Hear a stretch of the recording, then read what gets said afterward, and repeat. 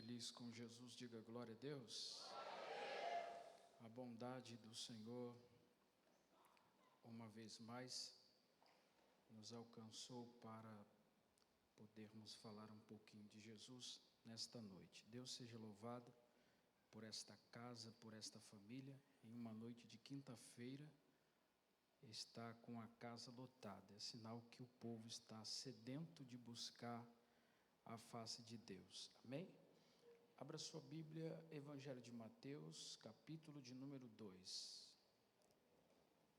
Serei responsável ao horário, daqui a pouquinho a gente está indo para casa. Deus abençoe um parceiro e amigo, Augusto, que nos fez esse convite. Ao longo de um bom tempo não o vejo, e o Senhor permitiu ver hoje. Na verdade, ele já me olhou ali e me corrigiu, né? Ele falou: rapaz, você está muito bleia hoje. Eu falei: varão estiloso. E é muito bom estar na presença de amigos, né? Porque se a igreja não der glória, uma coisa é certa, ele vai dar glória pela igreja, amém? Evangelho de Mateus, capítulo de número 2. Quem achou, diga: eu vou para o céu. Quem não achou, diga: me espere um pouquinho que eu vou. Vai todo mundo. Diz assim, irmãos: depois que Jesus nasceu em Belém da Judéia, nos dias de Herodes, magos vindo do Oriente chegaram a Jerusalém e perguntaram: aonde está o recém-nascido rei dos judeus? Vimos a sua estrela no Oriente e viemos adorá-lo. Vamos ler juntos apenas esses 2 versículos, 1, 2, 3.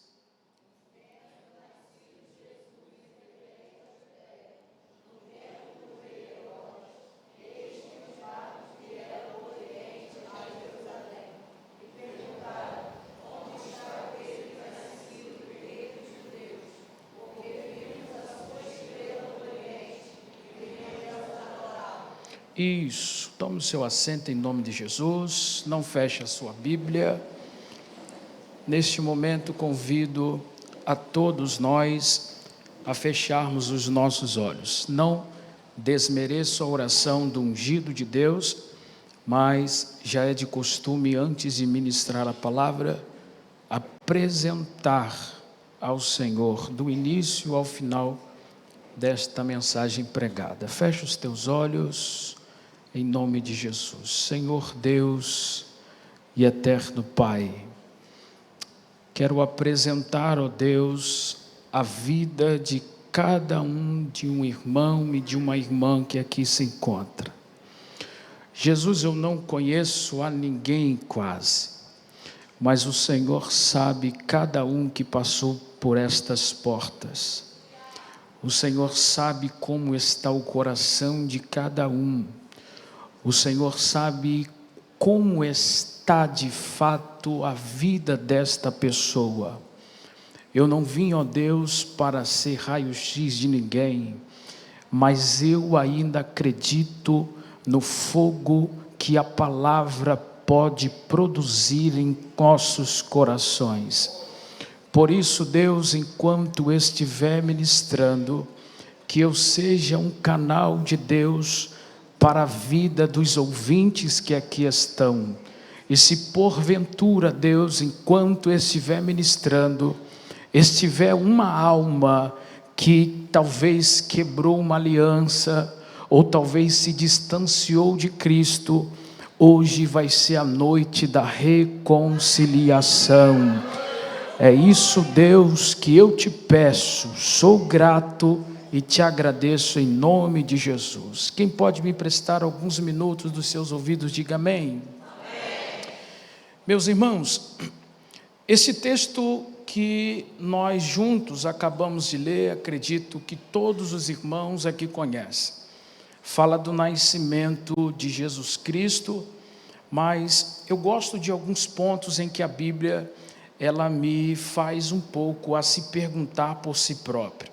Até porque este nascimento, e se de fato falar de nascimento, aqui tem famílias, aqui tem mulheres, também tem pais que tiveram um desejo de ser pai, mamães que também tiveram um desejo de ser mãe. Todo mundo planeja, todo mundo vai arquitetar, vai sonhar, vai desenhar, vai escrever o dia que dar à luz, o dia que ser gestante, ou uma notícia que vir, que a criança vai vir.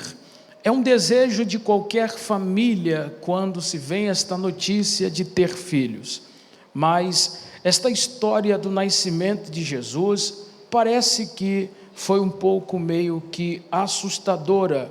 Na verdade, é um pouco que aventureira, porque ninguém que vai ter uma criança vai querer transportar de um lado para o outro, assustado se vai viver, assustado se vai sobreviver, assustado se vai ver ou ter realizações. Se nós falássemos de nascimento, nós vamos ver, paralelo a esta história, a importância do que é um nascimento, e principalmente quando se trata desta história de Jesus Cristo. O texto sagrado diz que já tinha alguém que tinha uma posição à frente de Jesus Cristo. Entenda, não estou dizendo que é maior, não estou dizendo que faz mais do que o próprio Deus, não, mas é alguém que já tinha um poderio tal, pelas suas atitudes, pelos seus feitos, é conhecido não somente pela Judeia, Roma sabia que ele era. Algumas pessoas já dava-se o nome dele como Herodes o Grande, não é porque era gigante, mas pelas as suas atitudes e pelos feitos que tinha feito. Só que a Bíblia diz que o nosso irmão Herodes, por um tempo oportuno, ele fazia coisas que as pessoas se assustavam. Ele não era simplesmente alguém que construía lugares, não era alguém que tinha uma inteligência concernente ao ambiente, a tomar posse e a ter posse de coisas que até mesmo não era sua, mas o texto sagrado diz que era alguém que assustava pessoas, não assustava simplesmente pelaquilo que ele poderia grandear, mas a história bíblica diz que a intenção que Herodes tinha, ele de fato conseguia fazer. Era tão assustador que até o seu constituinte, que era o seu irmão César Augusto, o rei que poderia e tinha um poder muito grande, se assustava pelaquilo que ele fazia. Não era simplesmente alguém que grandeava coisas, mas ele tinha um nome, tinha uma fama de assassino e de destruir a sua família. Só que o texto sagrado diz que esse homem, ele cresce, ele tem a sua ordem, ele tem o seu poder, ele tem toda a dinastia, tem todas as coisas que talvez o seu coração almejava. Só que fazendo uma coligação com o texto sagrado e a forma que Jesus vem, parece um diferencial da forma que César Augusto e também Herodes, e entre outros Herodes, por incrível que pareça, não tem nenhum nome de Herodes, Agripa, e entre outros, não tem nenhum que é bom, mas esse daqui é bem perverso. Ele tem prazer de destruir família, ele tem prazer de acabar com a família, ele tem prazer da mortandade assolar e não sair de jeito nenhum. Só que o texto sagrado diz, inicia assim, há algumas pessoas a se dizer, alguns estudiosos, que Lucas ele foi detalhista, mas eu amo a forma que Mateus está dizendo, do nascimento de Jesus Cristo, porque ele inicia uma ordem mais ou menos assim, e tendo Jesus nascido, ele respeita, Jesus nasceu, só que ele vem dizendo, nos dias de Herodes, ele já está dizendo, Jesus acabou de nascer, mas é Herodes que está mandando, Jesus acabou de nascer, mas já tem um rei, ninguém precisa mais de outro rei. Só que a história diz que Jesus já entra em um cenário onde tem alguém que já é existente. Parece que esta história fica um pouco mais que interessante. Por que mais que interessante? Depois que a notícia vem de uns magos que vêm do Oriente dizendo que Jesus acabou de nascer, que viu uma estrela do céu e que se porventura ele saberia onde esta criança nasceu, que viesse avisá-los. O texto sagrado diz que não somente o rei, mas todos que estão próximos de ti, e começam a dizer: não é possível, não tem um outro rei em meu lugar, não tem uma outra pessoa na mesma posição do que eu, pode ser criança, mas não pode ter outro igual a mim. Só que o texto sagrado diz, e isso aqui me chama a atenção, que na nossa introdução eu disse para os irmãos: quem é que não sonha de ter uma criança, e principalmente as mulheres? Eu sou casado, a minha esposa sonha, mas na verdade ela diz que é no tempo certo. Ela usa uma frase que eu acho muito interessante: olha, eu vou querer assim um ensaio fotográfico, eu quero desse jeito, vai ser bonito desse jeito. Eu falei: mas a gente ainda nem projetou e você já está sonhando? Sim, logo antes de nascer eu quero me vestir de princesa e você de fera. Eu falei: meu Deus, que imaginação é essa? Nem veio, enquanto a minha barriga está grande eu quero ver muitas coisas. Eu falei: sim, a gente vai viver. Ela falou: quando nascer, a gente cada mês vai vestir a criança de um jeito. Eu falei: meu Deus, que mulher doida que Jesus me deu. E de repente ela começa a falar coisas e coisas e coisas, e eu falei: por que você sonha tanto? Ela disse: eu sonho e vou ver um dia isso acontecer. Isso é normal, tanto da mulher quanto do homem, preparar o cenário, é dizer que a criança nasceu e a alegria, a festa. Só que no caso de Jesus não poderia ser assim, porque foi lançado a ordem: passou de 2 anos, pode matar, não deixa viver. E eu pergunto aos irmãos: como é que vai deixar um ensaio fotográfico aparecer? Como é que vai vir uma notícia, principalmente todos que gostam disso, tira foto do semblante, do nascimento, da roupa, dos primeiros passos, quer preparar tudo. Como é que funciona, ou como que iremos anunciar? Se fosse no meu caso, eu iria simplesmente dizer: mamãe acabou de dar à luz e vou sair correndo. É capaz de eu esquecer minha mulher e andar pela rua gritando: eu sou pai, eu sou pai, eu sou pai. Irmãos, a alegria é muito grande, mas no caso de Jesus não poderia ser assim. Tinha que se guardar, ninguém poderia anunciar que Jesus está nascendo ou que Jesus nasceu. Só que o que eu acho interessante é o seguinte: o homem, ele tem este poder de parar, de calar, de travar, de esconder. Isso é normal. O ser humano, ele tem esse poder. O texto sagrado diz que assim fizeram, mas tem um detalhe: por mais que o ser humano tenta esconder algo que o céu planejou, a minha Bíblia diz que se a terra não fala, as estrelas do céu revelam. O texto diz de uma forma muito clara: o primeiro sinal, os Césares, ou melhor, os magos do Oriente. Isso aqui que eu acho interessante. Quem são os magos? São considerados os cientistas da época, são os astrólogos, alguém que entende de ciência, alguém que entende de corpo humano. Só que eles não falam nada do que é dos seus estudos, não. Eles simplesmente dizem que tem uma estrela que denunciou que não é da terra e que era do céu. Isso aqui que eu acho interessante. O brilho que não tinha talvez num celular, o próprio papai mandou e disse: esta estrela é exclusiva para o meu filho. Quando alguém pensar que não vai ter brilho, eu separei uma estrela para ele, exclusiva para ele. Irmãos, eu imagino alguém chegando na minha casa e dizendo: olha, eu vi uma estrela. E segundo a ideia que já foi falada há muito tempo atrás, viria um homem que vai nascer, vai pisar na cabeça da serpente, vai dar trabalho na terra, vai libertar afetar também a terra daqueles que ainda estão pecando, ou talvez desejam pecar.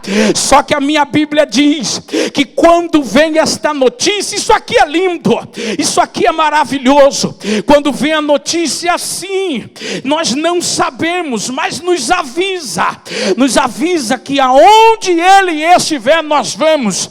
O texto diz que em secreto chama todo mundo e diz: olha, onde tiver este menino, pode matar, não deixa viver. O texto diz que os primeiros aí eram os magos. Isso aqui que é interessante, se aproximam do ambiente aonde Jesus está, mas aonde Jesus está, isso aqui é interessante. Alguém já ouviu essa frase? Eu não tenho nem medo de dizer que com certeza a igreja ouviu. Você quer ver? Aonde Jesus está, alguma coisa está fraco demais pela quantidade. Aonde Jesus está, alguma coisa. Então tu tenta imaginar, está indo os magos, estão indo notícias, está indo pastores do ambiente, aonde até mesmo Jesus acabou de nascer, todo mundo está dizendo: vamos chegar lá, Jesus nasceu e a gente vai adorar. Alguns estão indo para perseguir, outros estão indo para matar, outros estão indo para destruir, mas o texto diz que quando chega na porta da manjedoura, o texto diz que ninguém consegue falar nada, a não ser isso aqui que eu tenho que parar. E você procurar um crente do seu lado e diz: a não ser. Parece até loucura, mas é verdade. Olha para ele, pegue na mão se puder, se quiser, e diz: a não ser que Jesus entre em ação. Olhe para ele: a não ser que Jesus entre em ação. Está todo mundo imaginando, e o texto diz, está todo mundo imaginando que a pessoa de Jesus Cristo, entre os demais pessoas, todo mundo está ali pensando: vamos destruir essa criança que acabou de nascer, porque vai dar trabalho para o diabo. Porque eu tento imaginar, irmãos, antes de falar do nascimento, eu tento imaginar. O texto diz de uma forma clara, todo mundo se assustou. E eu fiquei fazendo umas anotações, que na verdade eu já estou até excluindo as anotações, mas eu tentei imaginar como é que fica na mente de um rei, principalmente de Herodes, pensando assim: meu Deus, mas como é que pode? Eu sendo rei, Deus, ou seja lá quem for, que levantou um outro rei. Aí o texto com certeza aplica essa preocupação, só que a minha mente, ela mentaliza outra coisa. Eu tento imaginar César Augusto pensando, ou entre os demais, e principalmente Herodes dizendo: foi levantado e constituído pelo homem da terra, mas Jesus foi gerado e constituído pelos céus. Eu tento imaginar ele tendo esse pensamento: eu sou dono de tudo, de Roma, de tudo que pode se ter sobre essa terra, e de repente o céu dizendo: meu filho é dono do ouro e da prata. Eu tento imaginar pessoas mentalizando próximo, dizendo: estou preocupado, porque agora com 2 reis, como é que a situação vai acontecer? Fique tranquilo, que Jesus não vai nascer na vida de ninguém por um acaso. Pode ver pelo texto, Jesus sempre vai nascer em uma situação difícil, aonde há perseguição, aonde há luta, aonde há falta, aonde há dependência, aonde há desespero. Ou eu estou mentindo? Não, não estou mentindo. Jesus sempre vai entrar em evidência quando há choro, quando há morte, quando há desespero, quando há correria, quando há ansiedade. Por que que Jesus só vai aparecer nesses momentos? Porque todos nós entenderemos juntos que se não for Jesus, não vai ser mais ninguém. Procura algum crente que está ao seu lado e diz: se prepara, que Jesus não vai nascer quando tudo estiver bom. Pode sacudir ele e dizer: se prepara, Jesus não vai nascer quando tu estiver sorrindo e achando que está tudo bem. Não, não, não. Jesus vai nascer quando estiver faltando, tiver um pouquinho, e você entender que vai ter que atuar a tua fé, porque se não atuar a tua fé, Jesus também não vai atuar. Por quê? Se não tiver fé, é é impossível agradar a Deus. Olha para esse crente e diz: se não for Jesus, o nascimento não vai acontecer. Se não for Jesus, o casamento não vai permanecer. Se não for Jesus, não vai adiantar cantar. Se não for Jesus, não vai adiantar pregar. Se não for Jesus, não vai adiantar orar. Mas se for Jesus, se prepara, que até ficar sentado no banco tu não vai conseguir, porque o milagre que Jesus tem para a tua vida vai além, vai além, vai além, vai além, vai além, vai além. E tem um detalhe que a minha Bíblia diz: Jesus vai sempre aparecer e atuar em lugares inusitáveis. Como assim? Lugares aonde tem perseguição, Jesus aparece. Lugares aonde está escondido, Jesus aparece. Mas Jesus aparece.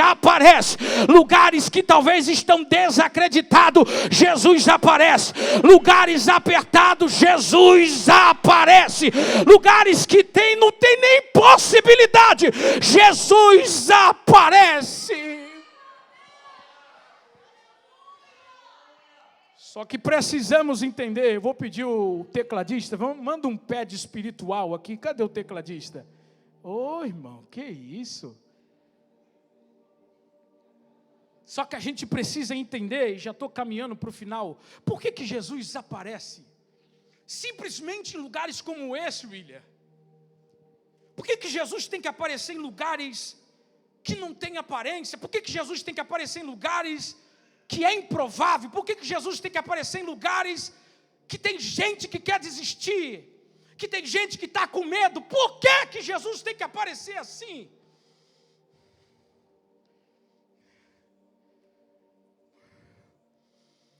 Porque se tudo estiver bem, tu nunca vai lembrar dele. É duro falar, mas pega quem quiser. Jesus nunca vai aparecer quando tudo estiver bem, porque você não vai clamar, não, que é difícil de tu reconhecer.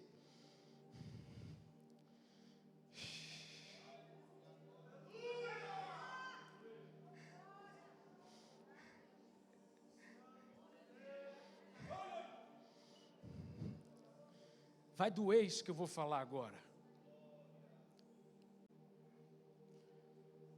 Quando Jesus resolve aparecer, muitos imaginam que ele teria um lugar lindo, extraordinário. Ele tem que entrar em um lugar imundo e sujo. Porque ele é sujo? Não! Mas para quebrar o ego de muita gente, já parou para analisar por que foi levado ouro, censo e mirra? Ele é digno, independente do lugar. Só que quem entra lá, antes de purificar o ambiente ou de perfumar o ambiente, precisa entender como é que está o ambiente. Jesus nasceu numa manjedoura. Imagina, inalando aquele cheiro. Não era Malbec, irmão. Não era Lili, senhoras, não era. Não era. Mas o texto diz que quando chegaram lá, ninguém se preocupou com o cheiro. Me pergunta por quê? Por que magos do Oriente, entre outros, por quê? Que ninguém se preocupou quando entrou em um lugar imundo? Será que é ele que nasceu aqui? Se todos nós entendemos juntos que a gente não merece nem estar sentado nesse banco, irmão.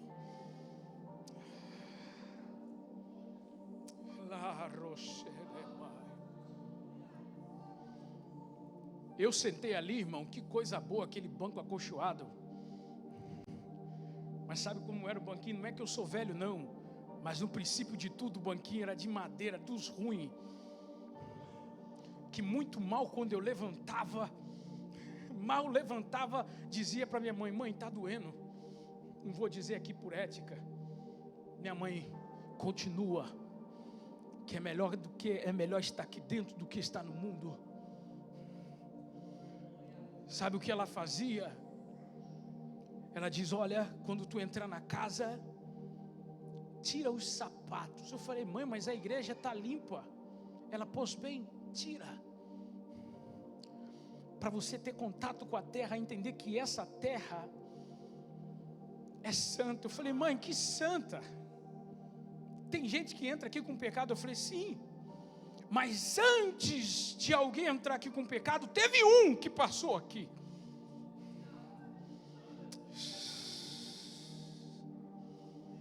Teve um que passou aqui, e o que era sujo não é sujo mais. Eu sei que vai doer isso, mas olha para esse crente e diz assim: tu és lavado, tu foste purificado pelo sangue do Cordeiro. Nada contra quando eu ouvi alguém dizendo assim: dá glória. Não sou contra, mas só pelo motivo de você ter passado pelas portas.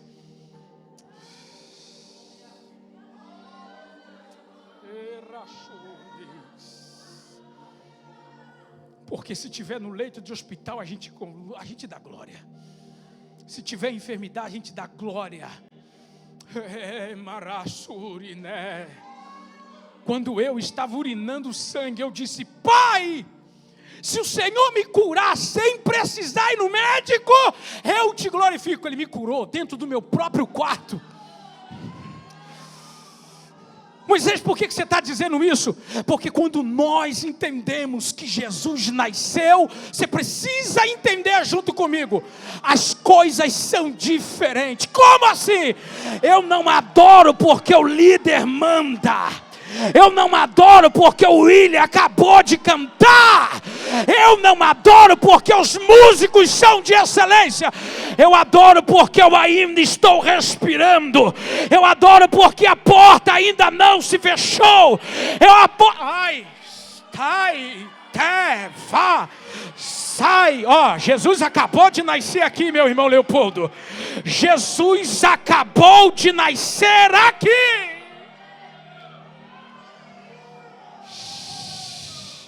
Como eu sei que Jesus acabou de nascer? É você entender que está passando uma luta ferrenha. Se assenta no banco. Eu estou me sentindo até bem aqui no altar, mas eu vou descer. É quando a gente passa pela porta, se assenta no banco, a gente dá a paz do Senhor, paz do Senhor, paz do Senhor. Só que a gente mesmo está cheio de problema. Se assenta no primeiro banco e tem alguns que se escondem lá atrás e diz: meu Deus, eu estou aqui, mas o Senhor sabe que não era para eu estar aqui. Era assim. Jesus te trouxe nesse altar para dizer: sou eu que nasci na tua vida.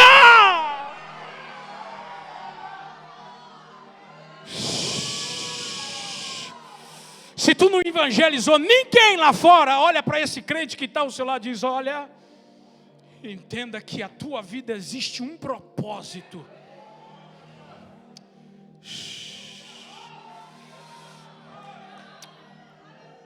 Chega bem próximo dele ou dela e diz: olha, se tu entrou por esse culto, existe um propósito.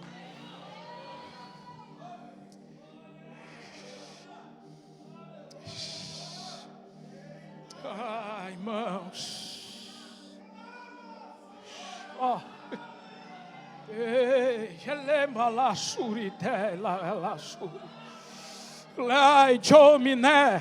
Varão, não abusando da tua vontade, consegue procurar uma vassoura para mim, correndo, uma vassoura, isso, uma vassoura, porque tem crente que só vai entender desse jeito, varão. Está pensando que as pessoas entraram lá, porque a gente acha assim: não, Jesus nasceu na minha vida, então tudo vai ficar pronto. Não vai ser assim, não vai ser desse jeito, não. Pelo fato de Jesus ter nascido na tua vida, dentro de ti a sua vida será diferente. Aqueles que estão em Cristo, nova criatura as coisas velhas se passaram e eis que tudo se fez novo. Só que ninguém imagina que Jesus vai nascer de uma forma nós queremos, que nós desejamos. Se eu fosse perguntar aqui, como você quer que Jesus nasça na tua vida? Que nunca falte o pão na minha casa. Se eu for perguntar a você, como é que você quer que Jesus nasça na tua vida? Que a porta de emprego nunca se feche. Como é que você quer que Jesus nasça na tua vida? Que o meu casamento seja o perfeito.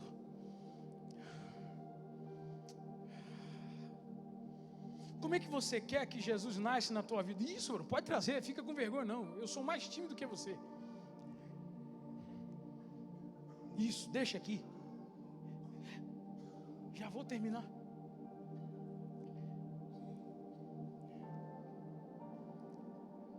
Você já parou para analisar que em todo lugar que Jesus chegava tinha trabalho? Sim ou não?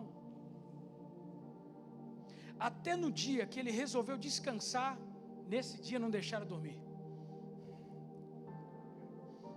Era num barco. Pessoas desequilibradas, procurando o equilíbrio dentro de um lugar que não tem estabilidade alguma. Barco. Até hoje, se tiver algum corajoso de entrar dentro do barco e dizer que lá tem estabilidade, o barco vai sempre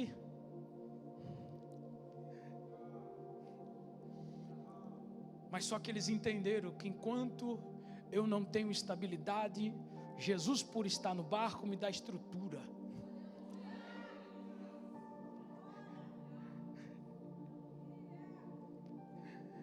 É assim a nossa vida.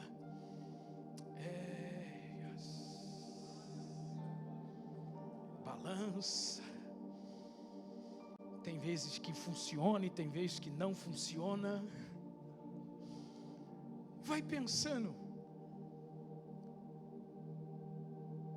Pode ser usado por Deus hoje aqui, mano? Vem cá.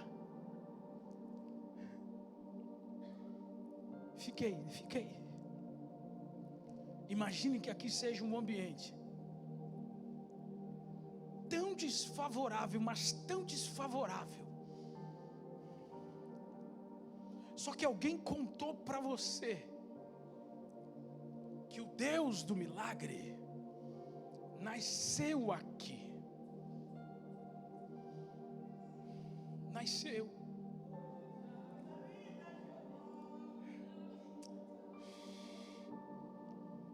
Nasceu aqui. Só que um ambiente como esse, você acha que já não está limpo, pronto para Jesus nascer? Mamãe preparou tudo, mesmo que o ambiente seja ruim. Só que existe um detalhe na Bíblia, isso aqui que você precisa entender, que esse ato simbólico de Jesus ter nascido numa manjedoura, não é simplesmente alguém ler e ver que ele nasceu, pronto, final, acabou. Antes de nascer numa manjedoura, ele primeiro precisa nascer em nós. Os amantes da Bíblia sabem quantos anos, e um deles foi o próprio Isaías dizendo: e um menino nasceu, e um filho nos deu, e estava sobre os seus ombros. Por isso que você vê na Bíblia diversas pessoas que falham, e mesmo falhando, a misericórdia de Deus é grande. Moisés, me dá a base que você está dizendo? Daqui a pouco, fica cansado, não dá, daqui a pouco tu entra. O texto diz que tem milhares e milhares que adoram um Deus estranho, ao ponto que o altar está destruído. Não era milhares, era apenas um que aparece dizendo: não é assim que adora. Ele chama todo mundo para perto e diz assim: chegai-vos a mim, vamos levantar um altar que está destruído. Levantar um altar que está. Aí eu te pergunto, se o altar estava quebrado, destruído, não é mais fácil levantar em outro lugar? por que Deus usa a boca do profeta para dizer: está quebrado, levanta, vem cá.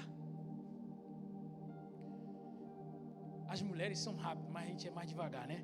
Então vai devagarzinho, varão. Vai varrendo devagar em volta do altar, bem devagar, para entenderem que altar não é só o culto de quinta. Vai varrendo devagar, para entender que Jesus tem que nascer todos os dias. Deixa o altar limpo, varão. Deixa o altar limpo. Moisés, estou em pecado? Não! Mas quando se trata de altar, eu ainda acredito que aqui em cima pode haver milagre. Eu acredito que aqui em cima pode haver libertação. Para isso, como funciona? Todos os dias, limpeza. Vai varrendo aí, varão, que enquanto eu varro aqui, a irmã vai varrendo aí. Enquanto ela lava aí, os obreiros vão lavando aí. Enquanto eles vão limpando aí, os porteiros, obreiros lá atrás vão limpando lá também. Porque eu acredito, William, eu acredito que enquanto a gente se preocupa em limpar, tem outros que já estão preparando o cenário de adoração. Jesus vai nascer. Imagino, enquanto mamãe cuidava do ambiente para Jesus deitar, papai já estava separando o ambiente. Não, vou limpar, meu filho não merece isso não, eu vou limpar, o meu filho acabou de nascer, não posso deixar desse jeito, não, eu vou limpar, vou limpar, porque o Jesus que eu quero para minha vida é coisa limpa, coisa nova, coisa restaurada, coisas extraordinárias, e Deus não vai habitar no meio de coisas passadas. Se coloque sobre os teus pés. Isso, pode adorar à vontade. Isso, deixa a vassourinha aí no canto. Ralaço, remalai de comunúria. Fecha os teus olhos.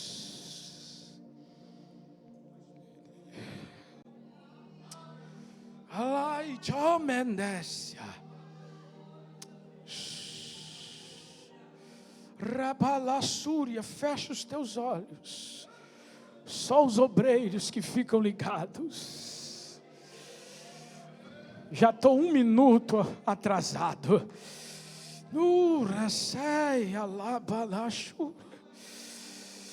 Mas essa é a noite de Jesus trazer algumas vidas para Jesus nascer. Aleluia. Moisés, eu quebrei aliança com Cristo, vem para o altar, vem. Moisés, eu nunca tive um encontro com Cristo, então vem para o altar hoje.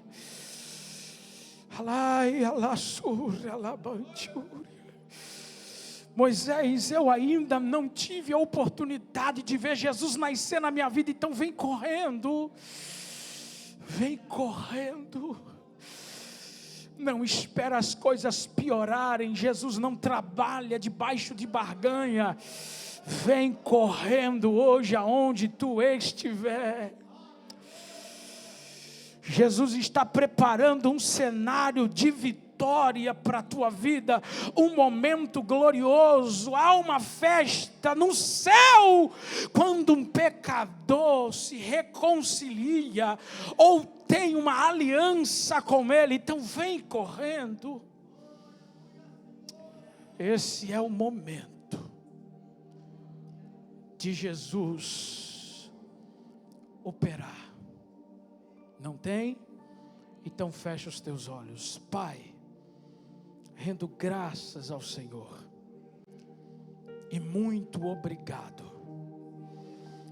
por este momento, ó Deus, que passamos em Tua presença. Que passe tudo, mas essa memória gloriosa Oh, Deus. Eu sinto Deus neste altar. Eu sinto Deus nesta casa de oração. Ai, não vem só porque Jesus te dá, vem porque Jesus quer lhe abraçar hoje. Jesus hoje te chama. Que Deus venha lhe abençoar. E sou grato por esta oportunidade. Em nome de Jesus.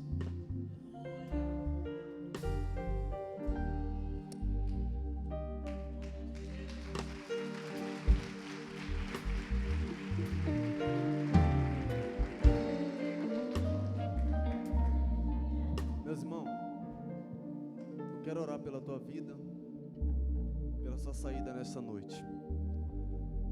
Todos aqui foram impactados pela essa palavra. Todos foram impactados por essa palavra. Só que eu tenho certeza que tem alguém nessa casa espiritual que foi impactado pela essa palavra. Eu sei que é difícil abrir mão do pecado,